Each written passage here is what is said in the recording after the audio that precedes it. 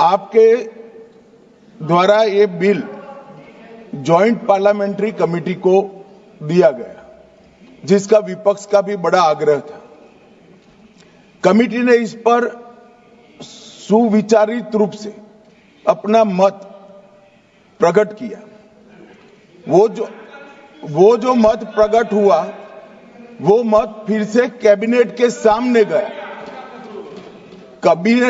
Committee के जो सुझाव थे, ये भारत सरकार की कैबिनेट ने स्वीकार किए और अमेंडमेंट के रूप में किरण रिजिजू जी लेकर आए।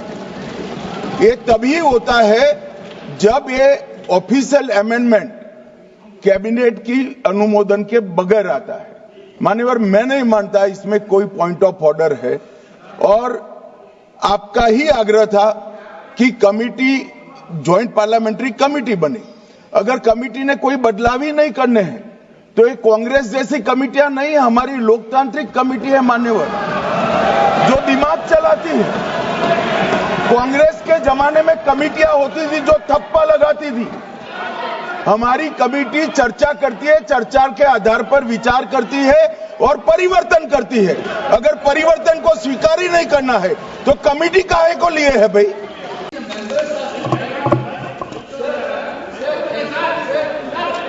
हाँ, बोलिए।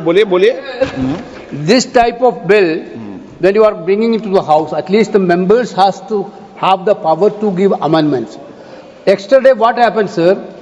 This bill has been brought into the notice of member only afternoon, around afternoon. Then the amendment time will be ceased till 3:30. Then how can the members move amendments, sir? This is basically you are actually bulldozing the legislation, sir. This type of legislation bulldozing is not happened in this house, sir. Sir, members have to go. Why that, sir?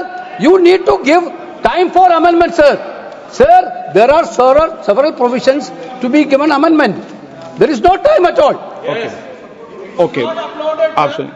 मैं इतना कहना चाहता हूं कि जो committee इस बार दोनों सदन लोकसभा राज्यसभा मिला करके ज्वाइंट कमेटी में वक्फ अमेंडमेंट बिल पे जो चर्चा हुई है, आज तक भारत के संसदीय इतिहास में इतना व्यापक रूप से चर्चा, कंसल्टेशन और समय कभी नहीं दिया है।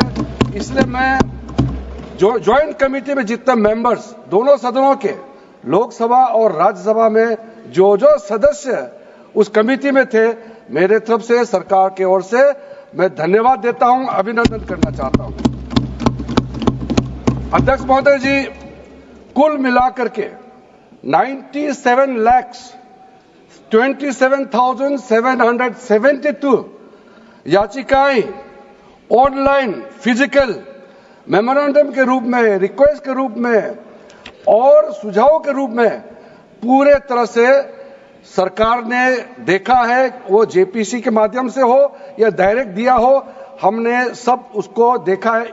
इससे बड़ा कभी भी, इससे ज्यादा संख्या में किसी भी बिल के ऊपर में लोगों का याचिकाएं नहीं आया आज तक।